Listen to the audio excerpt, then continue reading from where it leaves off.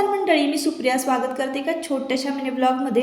खरं तर मी हा व्हिडिओ डिलीट करणार होते कारण हा जुना व्हिडिओ आहे कोकण ट्रिपचा. पण चला म्हटलं तुमच्याबरोबर शेअर करूया. एकदा का आठवणी गेल्या की मग परत नाहीत येत. मग आम्ही महाडमध्ये थांबलो होतो. रिटर्न येताना एका महाडच्या हॉटेलमध्ये स्टे केला होता आणि सकाळी चेकआउट करताना की नाही 11 साडे 11चं हे टायमिंग असं होतं. इतकी छान देवपूजा केली होती ना. आणि या ट्रिपमध्ये मला असा अनुभव आला की मी जिथं पण जाईल ना तिथं छानशी देवपूजा केलेली असायची, छानसं देवघर दिसायचं. इथं साईबाबांचा सुद्धा जुनासा फोटो होता.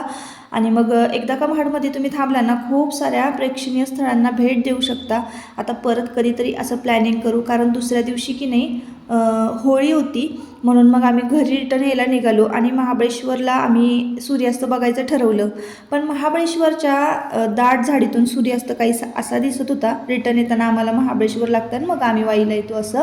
आता मुलांना येतानाच खूप सारी स्वप्न दाखवली होती, आपण रायगड बघायचं हे करायचं, पण ते काही झालंच नाही. मुलं नाराज झाली होती म्हणून आम्ही मॅप्रोला घेऊन आलो त्यांना. आणि अशी चॉकलेट ॲक्टिव्हिटी करायची होती मुलांना. आता ह्याला ना तर चॉकलेट तर काही नको होते बरं का, पण त्याला ना सुपरमॅनच व्हायचं होतं. सुपरमॅन झाल्याचा खूप फील भारी येत होता. तर आणि इथं चॉकलेट ATM होतं ना, चला म्हटलं चॉकलेट ATMमधून काही चॉकलेट घेऊया. तर इथं ना आपल्याला जे चॉकलेट पाहिजे आहेत त्याचा नंबर दाबायचा आणि दिलेली रक्कम जी आहे त्याच्या खाली लिहिलेली तर ती ऑनलाईन पे करायची. मग ते चॉकलेट ॲटोमॅटिक चॉकलेटचं पाऊच खाली पडतं. असं काहीसं ते ATM होतं. मी तर पान फ्लेवरचं चॉकलेट घेतलं आणि मग आम्ही काही आईस्क्रीम ट्राय केले, सँडविच खाल्लो आणि हे जमिनीवर पसरलेले तारे की नाही बघत बघत घरी आलो. असा होता आमच्या ट्रिपचा एंड. चला तर मग परत भेटूया नेक्स्ट व्लॉगमध्ये. बाय.